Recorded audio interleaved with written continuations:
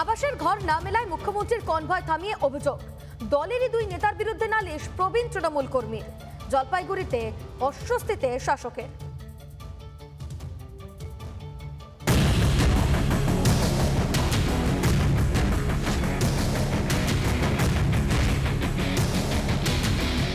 দুয়ারে সরকার, আমাদের পাড়া আমাদের সমাধান, কত সব বড় বড় নাম, কিন্তু এই সরকারি প্রকল্পগুলিতে আদৌ কি কাজের কাজ কিছু হয়? প্রশ্নটা কেন উঠছে সেটা জানতে হলে আগে এই ছবিটা দেখুন।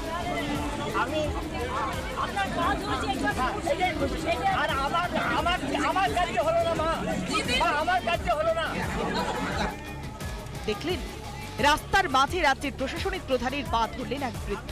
ইনি জলপাইগুড়ি রাজগঞ্জের বাসিন্দা রাজেন রায়। হঠাৎ বৃদ্ধ এদিন মুখ্যমন্ত্রীর কনভয়ের সামনে এসে দাঁড়ান। আবার সমস্যা নিয়ে নালিশ জানান। বৃদ্ধের অভিযোগ, এলাকার দুই নেতা খগেশ্বর রায় এবং কৃষ্ণ দাসের মধ্যে টানাপোড়েনের জেরে তিনি ঘর পাচ্ছেন না। আমার যে ঘরটা কেড়ে দিল কৃষ্ণ আর খগেশ্বর, এই জায়গাটা বিহিত করেন আপনি। তো কে আপনার নাম কাটলো? এই খগেশ্বর আর কৃষ্ণ। কেন এদের দুজনে গন্ডগোল?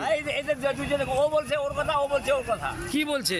বলতে যে তোর বাপকে বল, হ্যাঁ খগেশ্বরকে। হ্যাঁ। আর খগেশ্বর বলছে কৃষ্ণ তো 6টা অঞ্চলের দায়িত্বে আছে, ওকে বল। দলের একজন প্রবীণ কর্মী, তিনি আবাসের ঘর পাওয়া নিয়ে সমস্যা, কিন্তু এই সমস্যা এলাকায় মিটল না কেন? কেন একজন প্রবীণ নাগরিককে মুখ্যমন্ত্রী পর্যন্ত দৌড়তে হচ্ছে?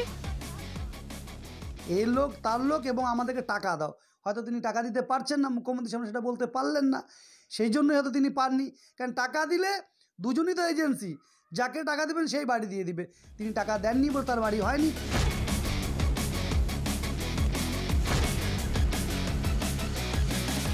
কোথাও কমিউনিকেশনের গ্যাপ হচ্ছে, বা অথবা সরকারি ব্যাপার হয়তো কাগজপত্র জমা দেওয়ার ক্ষেত্রে কোথাও কোনো অসুবিধা, মানে উনি হয়তো কোথাও প্রবীণ মানুষ, আধার কোথাও মিসম্যাচ হলো কিনা, অন্যান্য ডকুমেন্ট কোথাও মিসম্যাচ হলো কিনা, এগুলোও দেখার বিষয় আছে। একদিকে বিধায়ক, অন্যদিকে নেতা, দুয়ের দ্বন্দ্বে আবাসের ঘর মিলছে না বলে অভিযোগ। মমতার কাছে নালিশ প্রবীণ তৃণমূল কর্মীর, যা ভোটমুখী রাজ্যের শাসকের কাছে বড়ই অস্বস্তি। রিপাবলিক বাংলা।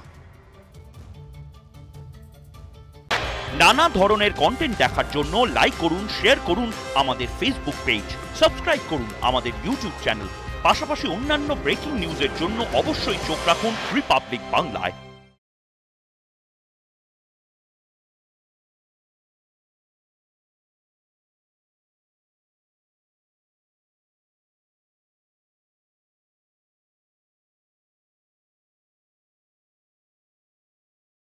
নানা ধরনের কন্টেন্ট দেখার জন্য লাইক করুন, শেয়ার করুন আমাদের ফেসবুক পেজ, সাবস্ক্রাইব করুন আমাদের ইউটিউব চ্যানেল।